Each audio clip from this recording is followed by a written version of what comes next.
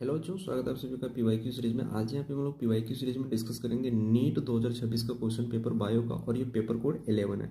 और आज यहाँ पे हम लोग क्वेश्चन नंबर 150 डिस्कस करेंगे। क्वेश्चन नंबर 150 के बारे में बात करते हैं तो क्वेश्चन नंबर 150 है, the WBC count of a person blood sample is 8000 per cubic millimeter. How many eosinophils and lymphocyte would be in the same blood sample approximately?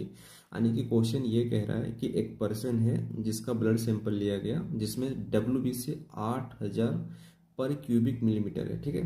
और इसमें हमें इस्नोफिल और लिम्फोसाइट के बारे में पूछ रहा है कि कितना होगा। तो देखो, इस्नोफिल्स के बारे में बात करता हूँ तो इस्नोफिल्स कितना होता है, 2 से 3% होता है। और लिम्फोसाइट कितना होता है, 20 से 25% होता है। और हमारा WBC टोटल कितना है, 8000 पर क्यूबिक मिलीमीटर है। तो अगर हम 8000 का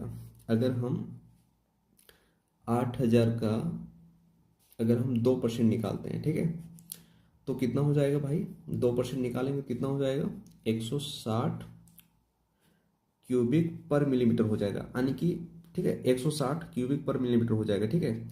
और अगर हम 3% लेते हैं तो कितना हो जाएगा, 8 या 24, यानी कि 240 हो जाएगा, ठीक है। 240 पर क्यूबिक मिलीमीटर हो जाएगा। अब ऑप्शन चेक करते हैं। देखो, पहला ऑप्शन है 300 से 500 क्यूबिक पर मिलीमीटर। नहीं भाई, 300 से 500 नहीं, हमारा कितना आ रहा है, 160 से 240 आ रहा है, ठीक है। दूसरा ऑप्शन है 160 240, ठीक है, दूसरा ऑप्शन। फिर तीसरा चेक करते हैं। तीसरा है 300 से 500, ये भी नहीं होगा।